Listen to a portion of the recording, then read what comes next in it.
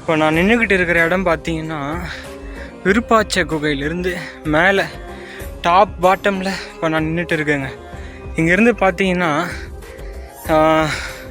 எவ்வளோதான் கஷ்டம் துன்பம் நம்மளுக்கு சோகம் இது எத்தனையோ இருந்தாலும் ஆனால் இங்கே வந்து நம்ம இந்த இடத்த பார்க்கும்போது அப்பாடா என்ன மனசுக்கு என்ன ஒரு மன அமைதி. அது மட்டும் இல்லாமல் இங்கேருந்து இந்த திருவண்ணாமலை சிட்டியை ஃபுல் வியூ பார்க்கும்போது அப்படியே நெஞ்சமெல்லாம் அப்படியே எந்த ஒரு துன்பமும் இல்லாமல் ரொம்ப ஹாப்பியாக இருக்குங்க. நீங்களும் அதை பாருங்களேன், இந்த இடம் எப்படி இருக்குன்னு. கரெக்டாக நான் உங்களுக்கு லொக்கேஷன் சொல்லணுன்னா, மேலே கந்தாசிரமம் வந்தீங்கன்னா கீழே இறங்கும் போது லெஃப்ட் சைடு ஒரு ரோடு போகுங்க. அது மேலே நீங்கள் வந்தீங்கன்னா அப்படியே இந்த மலை மேலே ஏறி வந்துடலாம். நீங்களே பாருங்கள் எவ்வளோ ஒரு பியூட்டிஃபுல்லான ஒரு வியூ இருக்குன்னு பாருங்கள் கைஸ். தெரியுதுங்களா எப்படி இருக்குது பாருங்கள், ஃபுல்லாக பாருங்கள் எப்படி இருக்குன்னு. எவ்வளோ கஷ்டம் துன்பம். இது வந்து டாப் வேணுங்க ஒரு போர்டு இருக்குல்ல, இது இன்னும் போனோம்னா இன்னும் நம்ம மேலே போயிட்டே இருக்கலாம். இதுதாங்க மனுஷனோட எவ்வளோ துன்பம் இது அத்தனை இருந்தாலும் இங்கே வந்தால் பாடா. இதுதாங்க சிவனோட அருள் சொல்கிறது. என்றைக்குமே வராத இடத்துக்கு நான் வந்து அந்த பக்கம் ரமணாசிரமம் வழியாக போக வேண்டிய ஆள். நான் இந்த சைடு வந்து நான் இது மேலே வரணும்னு சொல்லி சிவனோட கட்டளை போல, அதனால தான் நான் இது மேலே வந்திருக்கேன்.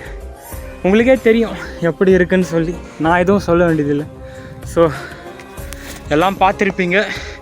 திருவண்ணாமலை வந்தீங்கன்னா மறக்காமல் இந்த இடத்துக்கு வந்து கட்டாயம் வந்து போங்க. யாரும் வராமல் மட்டும் இருந்துடாதீங்க. எனக்கு கிடைச்ச அனுபவம் உங்களுக்கும் கிடைக்கணும். ஸோ எனக்கு இந்த மாதிரி வீடியோ எடுக்கவே எனக்கு இன்ட்ரெஸ்ட் இல்லைங்க. ஏன்னா நம்ம இங்கே வந்துட்டு இதோட வியூ, இதோட இயற்கை காட்சி இதை மட்டும் பார்க்குறதுக்கு ரசிக்கிறதுக்கு அதுக்கு தான் எனக்கு டைம் இருக்குது. மிச்சப்படி வீடியோ எடுத்து போடணும், எல்லாருக்கும் இந்த விஷயத்த சொல்லணும் அப்படின்னு எனக்கு கொஞ்சம் கூட இன்ட்ரெஸ்ட் இல்லைங்க. ஏன்னா அவ்வளோ மன அமைதி, நிம்மதியான ஒரு எந்த சத்தம் இல்லாமல் நல்லா கண்ணுக்கு பார்க்குற தூரம் வரைக்கும் பச்சை பசேல்னு ரொம்ப ஒரு அழகாக இருக்குங்க. திருவண்ணாமலை வந்தேன்னா இந்த மாதிரி மேலே டாப்பம் வந்துடுங்க. இங்கே நிறைய பேர் பண்ணுற தப்பு என்னென்னா, கோவிலுக்கு வந்தாங்க, கோவிலுக்கு வந்துட்டு சாமியை மட்டும் பார்த்துட்டு போயிடுவாங்க.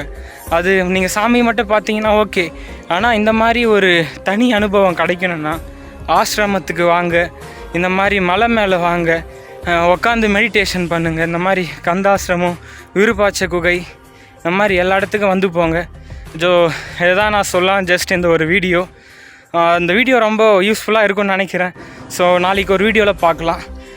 இனிமேல் நான் வீடியோ எடுக்க போகிறது இல்லைங்க. இங்கே இருக்கிற அழகை பார்த்து ரசிக்கவே எனக்கு டைம் கரெக்டாக இருக்குது. So thank you.